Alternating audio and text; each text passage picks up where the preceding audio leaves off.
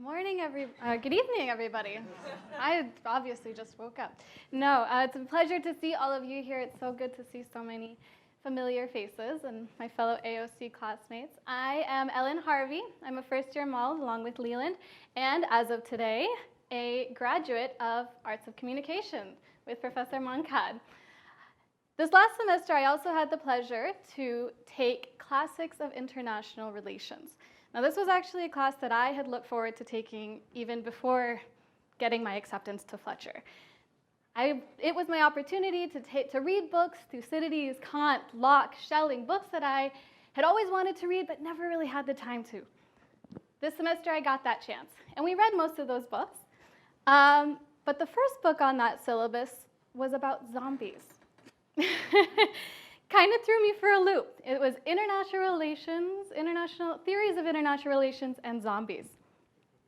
Tonight we have Professor Drezner here with us to explain that choice and to explain to us the importance of media and how it impacts and relates to international relations. So let's give a big round of applause to Professor Drezner. Thank you very much. Thank you for having me here. It's a pleasure to be here. Thank you very much for the introduction, Ellen. And yeah, you did read most of the books, although I don't know if you really had enough time to actually read those books, for which I apologize. So I'm supposed to talk about, if the theme of this is about media and communications, the question is, how can you understand world politics? And this matters a lot, because really, if you think about it, there's a lot that's going on right now. There's a lot of conflict in the world: Syria, Yemen, Ukraine, you name it. There's a lot of natural disasters that are going on. This photo is from Nepal that happened within the past week. There's some life-changing technologies that are ostensibly going on if you have $10,000 to drop. And then there are potentially some macro sort of big questions that you want to ask, all right? This is a lot of stuff. It requires a lot of bandwidth to be able to process all of this. And so the last thing you potentially want to do is devote time to dress up in Game of Thrones cosplay. So it's a valid question to ask, why should I care about popular culture when there's so much actual real-world events going on? Well, to be fair, it's because the people, the newsmakers in the world out there are actually also referencing popular culture. All right? As you might remember, in February, when Benjamin Netanyahu gave his speech in front of Congress, he explicitly referenced Game of Thrones in trying to make the case for why there should not be an Iranian nuclear deal. But that's crazy, after all. I mean, what other parallels could there possibly be in international relations and Game of Thrones? Except it turns out that former Australian Prime Minister Karen Gillard wrote an article in The Guardian explicitly stating that her favorite show was Game of Thrones, and that Game of Thrones taught her how to think about politics. She also said explicitly, and I quote, "What girl has not yearned for a few dragons when in a tight spot?" Okay? But that's just one case. There aren't any other obvious parallels between international relations and Game of Thrones. I mean, okay, maybe that's one example. And maybe there are others as well. Okay? But Kim Jong-un reminds us, actually, that it's not just Game of Thrones that matters in world politics, that even something as trivial as a Seth Rogen, James Franco comedy can actually wind up leading to high-level stakes in terms of international disputes. This indicates that both the United States and North Korea thinks that pop culture matters. But this obvious, and it's also worth pointing out that yes, I wrote Theories of International Politics and Zombies, but I'm hardly the only person doing this, all right? People have written books about theories of international relations in Star Trek, or Harry Potter, or Battlestar Galactica, or the stupid freaking Hobbits, all right? So this leads to the obvious question. Why? Why do we care about this? All right. Well, before I answer why, I want to talk about how. And if I can deal with Beyonce's side-eye, then hopefully I will be able to satisfy your queries about this as well. All right. There are two ways in which popular culture can potentially affect international relations, or two mechanisms through which. They're not what we would call independent variables, but rather they're intervening variables. So one way is what we would call the informing effect, which is to say that by mentioning or referencing popular culture, it captures a lot of attention. And by capturing a lot of attention, it takes an issue and elevates it, or takes a dispute and elevates it. The second way in which it can potentially matter is what we would call an enabling effect, which is popular culture is replete with narratives. And if you reference those narratives, in some ways, that forms a kind of grammar that we can think of as a cognitive shorthand for trying to understand policy problems. So to give an examples of the informing effect, last year, China and Japan got into a major dispute because each country accused the other of being Voldemort. Now, China and Japan have accused each other, they've been enemies for quite some time. You can use a lot of language to do that. And most of that language will frankly wash over us, because we've heard it before. But you say Voldemort, and suddenly everyone is paying attention.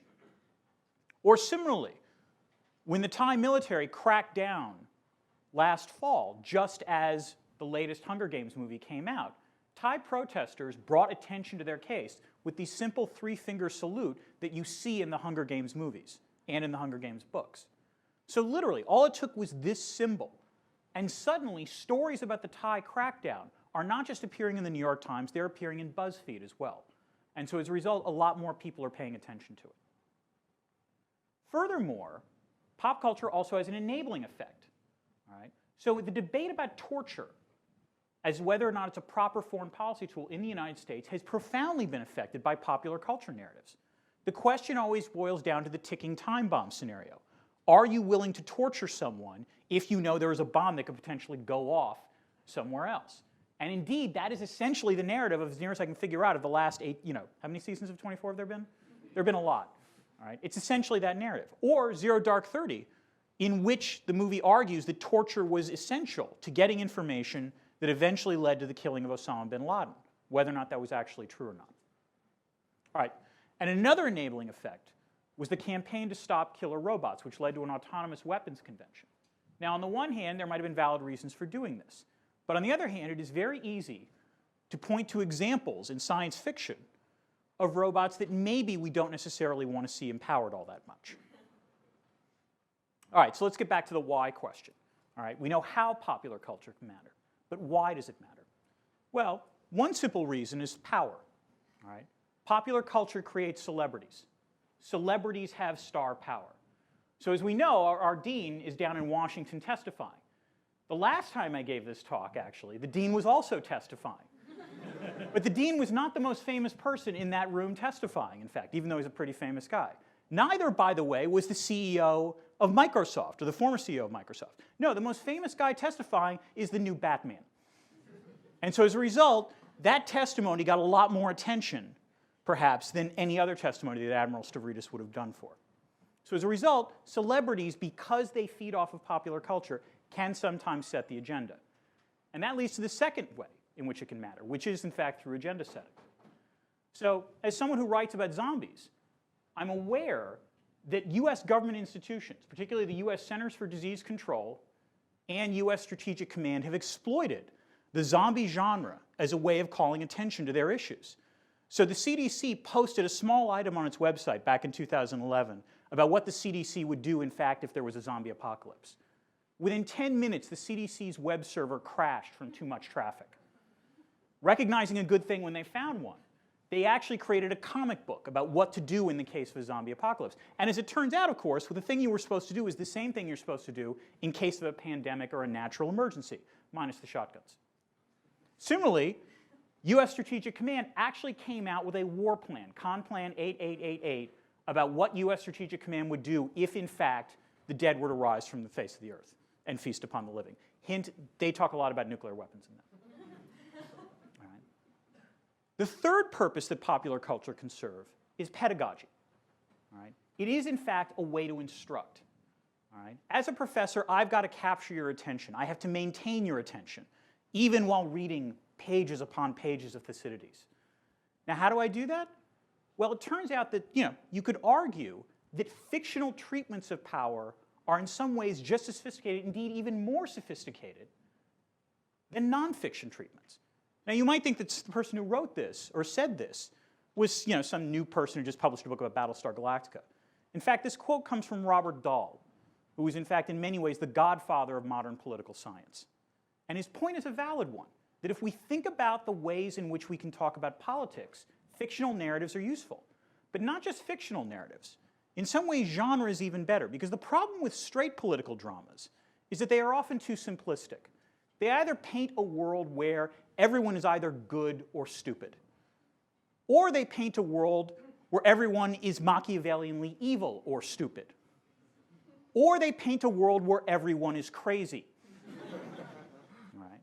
Instead, what you need is that by relying on genre, we can think about politics in a way slightly divorced from our actual real-world circumstances, and nonetheless actually have substantive debates about the purposes of democracy, the nature of torture, the elements of espionage, and literally how anarchy affects the way we live. These are deep, important issues in political science and in international relations. And in some ways, genre is better at dealing with that than others.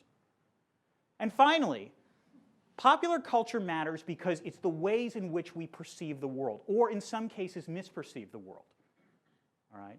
Because there's some of you out there that think that this is a blue and black dress or a white and gold dress, whereas all the sane people know that it's blue and gold. But the fact that we can all look at this and have very different interpretations of what the color is tells us that, in fact, popular culture might be a mirror through which we perceive others, but it's also a mirror through which we misperceive others. So for example, recently, a former assistant secretary for East Asia argued that House of Cards actually mattered because it's a very popular show in China. And since the Chinese consume it, the way in which they think of US politics is affected by the way the show treats it. Well, it's easy for him to assert it, except it literally turned out that 2 weeks later, the Chinese ambassador to the United States said the exact same thing. And so this matters because, as I said, House of Cards presents a very limited two-dimensional picture on politics. And so if it turns out that that's wrong, the problem is that feeds into Chinese perceptions about how we actually are. And that can be a problem. And it's not just about one country's perceptions of another. Think about Ebola. All right? I was somewhat flattered to discover that I got mentioned in a Financial Times article about Ebola because essentially the author argued that the way we were handling the Ebola epidemic was similar to the way we should handle a zombie apocalypse. Again, I was simultaneously flattered and scared to death by this analogy. All right? And the reason is because the zombie apocalypse as a metaphor is an extremely powerful one, but it also leads to some vast misperceptions. Essentially, it feeds the notion, the problem with zombie narratives is that it feeds the notion that you introduce the zombie in minute 1, and by minute 10, you're in a post-apocalyptic hellscape. The analogy then to the modern world is you introduce some small perturbation to society, and within 10 minutes, society will break down. And this matters because in some ways, society holds itself together in part by the perception that society will hold together. If in fact you alter that assumption, it does become easy for society to break down. And the problem is that there are many people that like to make this argument. Wayne LaPierre has had a series of speeches in which he essentially argues that America is in an extremely unsafe place, and therefore you should buy guns. All right? Why is this? He talks about all kinds of various forms of killers or riots or all sorts of threats. Never mind the fact that the actual crime data suggests that we have never been in a safer time to live in this country. All you have to do is reference things like The Walking Dead, and it feeds this pervasive sense that the world is not a safe place. And in some ways, the problem is that popular culture can create this misperception, overlooking the point that in fact human beings are awesome, and that we are incredibly adaptable. We've invented a whole variety of things that are extremely useful and valuable to the world. And that until we realize that, we will be a prisoner of the very popular culture metaphors that we embrace in the first place. So hopefully you now realize that sometimes a zombie is just a zombie. And therefore, you will be as happy as Beyonce to realize that popular culture matters. But precisely because it matters, you also need to correct its occasional misperceptions.